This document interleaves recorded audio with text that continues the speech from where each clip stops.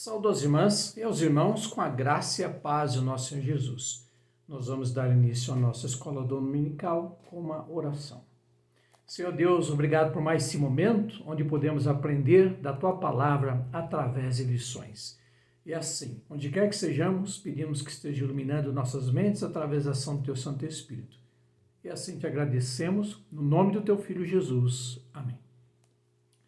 O nosso texto bíblico base para hoje é Romanos capítulo 8, versículos 12 ao 17.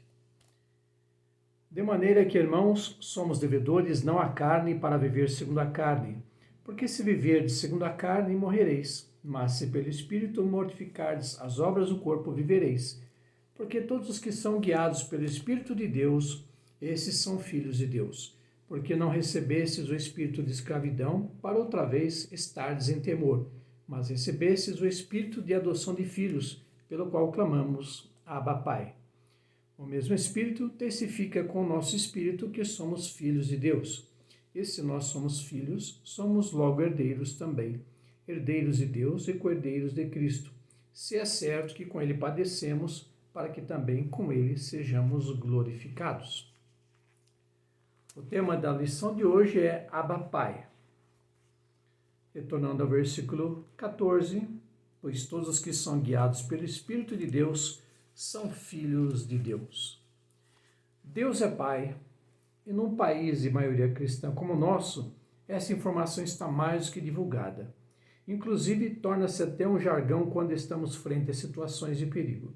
Melhor do que saber dessa informação ou usá-la como expressão esvaziada do verdadeiro sentido, é experimentar a paternidade de Deus. Assumir que Deus é Pai é aceitar que somos filhos e filhas de Deus e nos sujeitarmos à sua ação em nossas vidas. Isso nos coloca diante do desafio de superar as nossas limitações carnais. Paulo tratou desse tema com a igreja de Roma. É uma grande verdade para nós. Vivemos num país de maioria cristã e que, diferente de alguns lugares do mundo, o cristianismo aqui no nosso país não persegue pessoas que seguem outras religiões, como o judaísmo, o hinduísmo, o islamismo e outras grandes religiões que existem na face da terra. A natureza humana e a vida no espírito. A carta de Paulo aos Romanos foi escrita entre os anos 56 a 58 da era cristã, ao término de sua terceira viagem missionária. Quando ainda se encontrava em Corinto, na Grécia, Atos 20, versículos 2 e 3. Paulo nunca havia ido a Roma, no entanto, em seu coração crescia uma imensa compaixão pelas pessoas não cristãs que se aproximavam do Evangelho. Por isso, escreveu essa carta, considerada a mais extensa de todas. Embora Paulo não conhecesse a cidade de Roma, o desejo era de alcançá-la para Cristo Jesus. Sabia que lá já havia cristãos e cristãs que, pela graça de Deus, foram pessoas alcançadas pelas boas novas, apregoadas por pessoas que, em viagem até Roma, pessoas que se tornaram sinônimas, levaram as boas novas da salvação até a cidade de Roma. E Paulo tinha esse desejo de ir para lá. Entretanto, ele lhes envia uma carta abençoada. Do capítulo 5, versículo 1 até o 8, versículo 39, no livro de Romanos, o apóstolo convida a igreja a assumir um novo modo de vida e no capítulo 8, versículos 12 a 17, texto base do nosso estudo, ele revela o motivo dessa nova postura, porque agora sois filhos de Deus. Uma grande verdade que nós temos na Bíblia é de que todas as pessoas que aceitam Jesus como Senhor e Salvador de suas vidas são feitas filhos e filhas de Deus, logo co-herdeiros e co-herdeiras com Cristo Jesus. O capítulo 8 de Romanos fala das duas naturezas da vida humana, a carnal e a espiritual. Uma é responsável por gerar a morte e a outra por promover a vida plena em Cristo. Romanos 8:13. A partir da nova vida recebida em Jesus e gerada pelo Espírito Santo, a pessoa cristã é chamada a assumir uma nova postura na vida, mortificando seus membros e deixando ser guiada pelo Espírito de Deus, Colossenses 3:5. Observamos aqui o que Paulo traz para os romanos nesse momento, de que a carne conduz à morte e o espírito conduz à vida. Essa é a grande verdade que Paulo leva à igreja dos romanos, é uma verdade para nós também. Ao nos convertermos a Cristo, recebemos uma nova vida, nos transformamos em novas criaturas, segundo Coríntios 5:17. Mas a luta contra a velha natureza permanece. Paulo atesta que a inclinação para as coisas carnais induz à morte, referindo-se a tudo aquilo que se opõe à vida no Espírito. Porque se viveis segundo a carne, morrereis. Romanos 8:13. A morte, nesse caso, é a separação de Deus, é o ganho por viver de forma contrária à vida, proposta pelo Espírito. Romanos 6:23. A grande verdade aqui é que nós temos um corpo físico, estamos vivos, e nós precisamos consumir alimentos, beber água, precisamos cuidar do nosso corpo, da nossa saúde, nós estudamos, nós trabalhamos, nós vivemos na face da terra. Não há problema algum com isso. O problema é quando as pessoas começam a caminhar para a corrupção, a violência, a praticar atos de desamor, desrespeito, exclusão social. Isso sim são problemas, são atitudes carnais. E nós devemos viver em espírito. Como? Mesmo estando em corpo físico na face da terra, temos atitudes que sejam da vontade e do agrado de Deus, que não venham para prejudicar a terceiros, a pessoas que são nosso próximo. Que caminho escolher?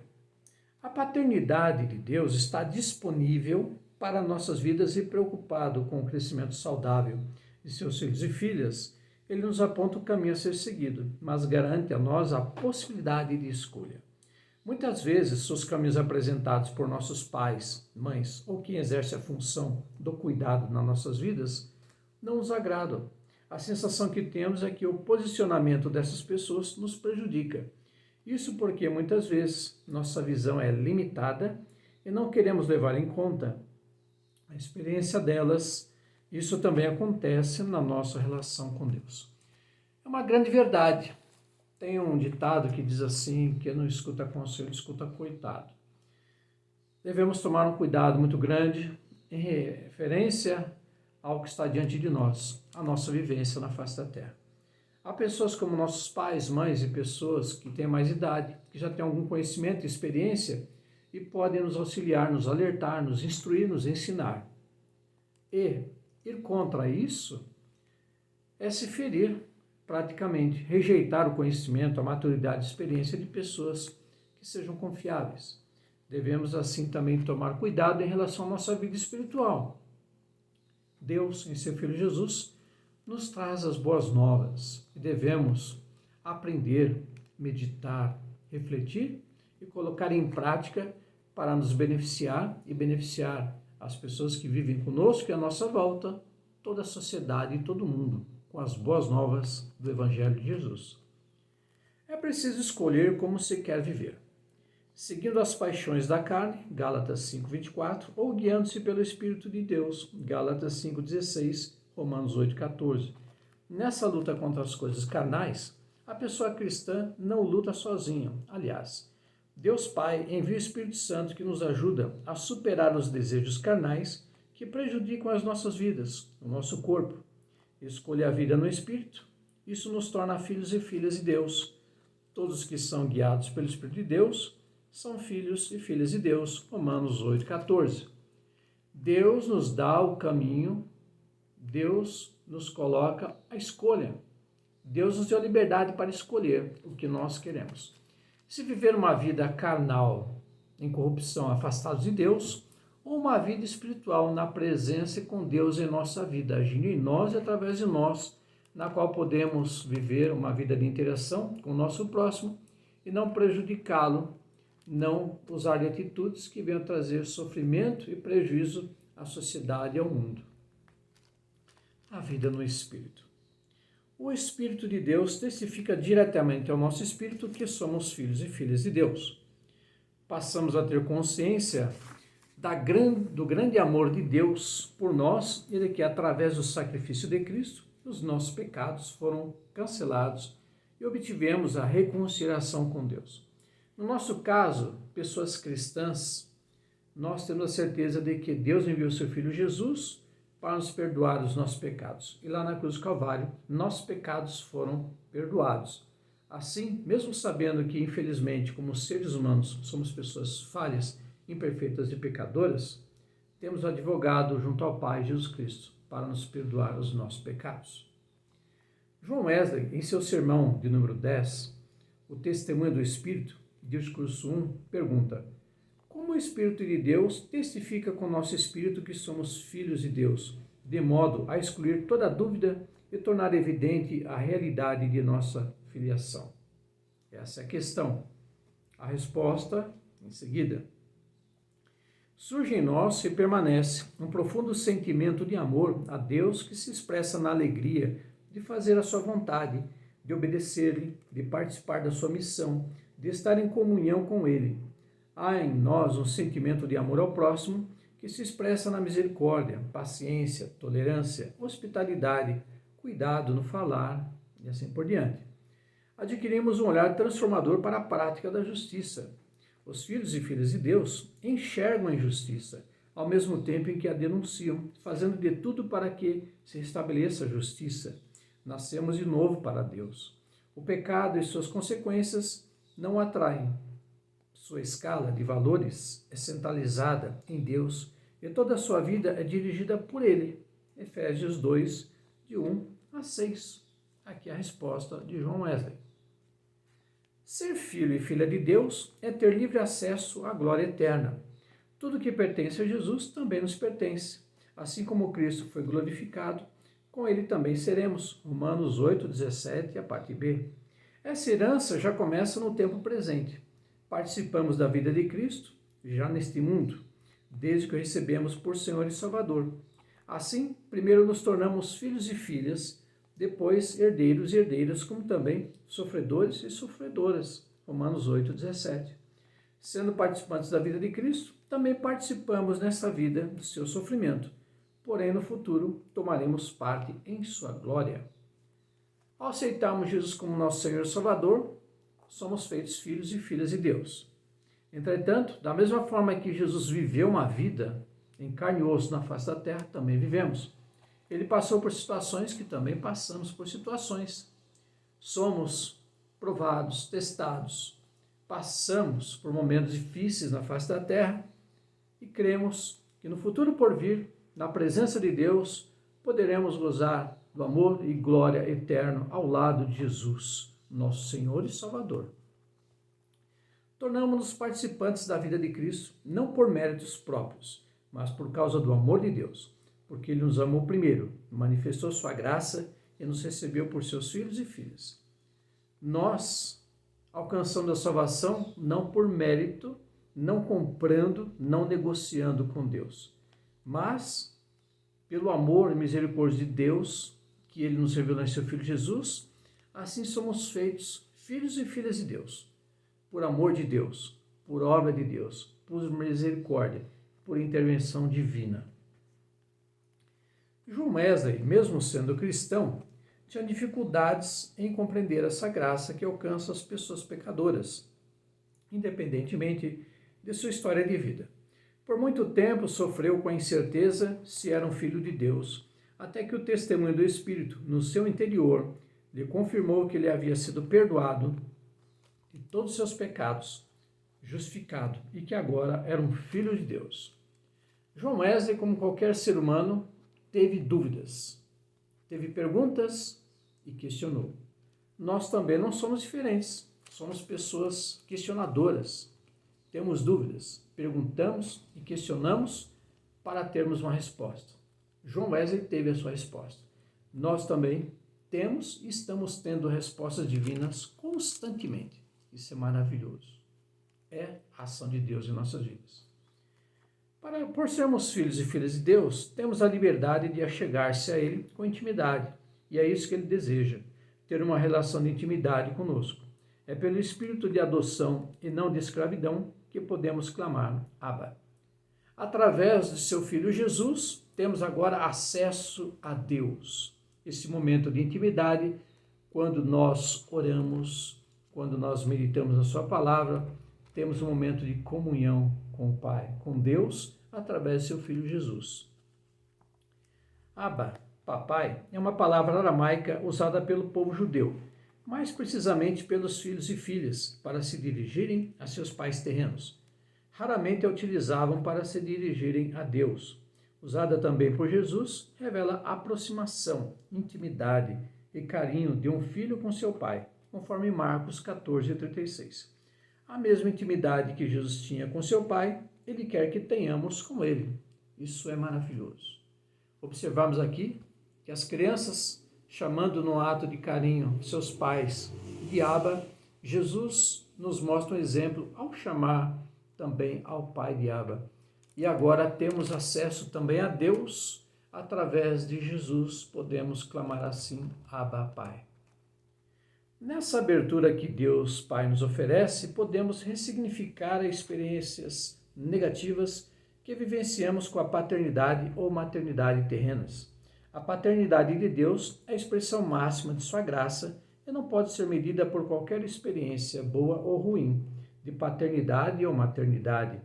Por meio dos testemunhos das relações com Deus Pai, podemos ajudar a transformar a vida das pessoas que apresentam essa dificuldade.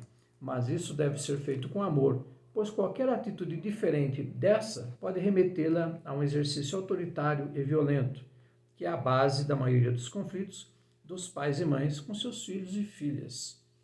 O que acontece é que Deus, ele é Pai, ele é maravilhoso. Ele é diferente dos pais terrenos e mães terrenas. Sabemos que há ótimos pais e mães, mas infelizmente há pais e mães que deixam a desejar.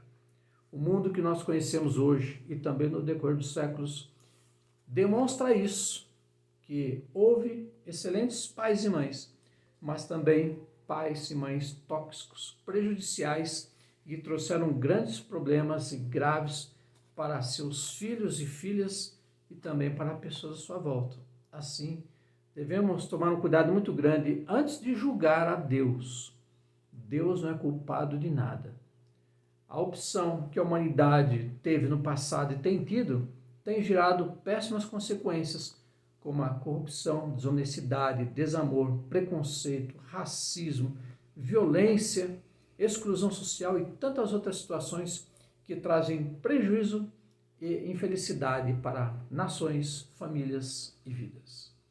Conclusão: a revelação de que somos filhos e filhas de Deus, ao mesmo tempo em que nos enche de júbilo, por saber que somos amados e amadas do Pai, nos indica que devemos acatar integralmente a orientação do Espírito e convoca a um testemunho coerente. Ainda que a paternidade divina nos indique a conversão, a transformação radical da vida, ela nos anuncia que não faremos isso sozinhos. Jesus Cristo, nosso irmão mais velho, nos ajuda e caminha conosco nessa trajetória. Não estamos sozinhos nesse mundo. Temos instituições humanas, temos pessoas, parentes, familiares, colegas de trabalho, de estudo, vizinhos, família. Não estamos sozinhos. E Deus quer que saibamos que Ele nos deixou seu Filho Jesus, que se torna nosso irmão, nosso grande irmão, irmão mais velho, irmão abençoado, que nos amou e se entregou por nós para nos salvar. Irmãos e irmãs, temos aqui algumas questões para serem respondidas em qualquer outro local. Havendo dúvidas ou perguntas, só nos comunique. A paternidade de Deus provoca desafio e anuncia orientação e proteção. Que desafios você tem encontrado como filho ou filha de Deus? Como os tem superado? Você concorda que um relacionamento negativo com o Pai terreno interfira na relação com o Pai celeste? Caso a resposta seja afirmativa, quais os caminhos de superação para essa dificuldade? Assim, irmãos e irmãs, agradecemos a Deus por mais esse momento, onde podemos aprender algo mais da palavra do Senhor através dessa lição. Assim, oremos. Obrigado, Senhor Deus, por mais esse momento, onde quer que estejamos, podemos aprender algo mais da Tua Palavra através desta lição. Continua iluminando nossas mentes com a ação do Teu Santo Espírito. É o que nós pedimos e te agradecemos no nome do Teu Filho Jesus, que nos ensinou a orar dizendo: Pai nosso que estás nos céus, santificado seja o Teu nome. Venha a nós o vosso reino, seja feita a Tua vontade, assim na terra como nos céus. O pão nosso de cada dia nos dai hoje, perdoa as nossas dívidas, assim como nós perdoamos aos nossos devedores. Não nos deixes cair em tentação, mas livra-nos do mal, pois Teu é o reino, o poder e a glória para todos sempre. Amém. Recebamos a bênção e a paz que excede toda a compreensão, guarda os nossos corações e mentes, no amor e conhecimento de Deus Pai e de Seu Filho Jesus Cristo, nosso Senhor, Salvador e Libertador, e a doce e confortadora consolação do Espírito Santo, seja convosco para todos sempre. Amém. Um abraço fraternal em Cristo Jesus, minhas irmãs, meus irmãos. Amém.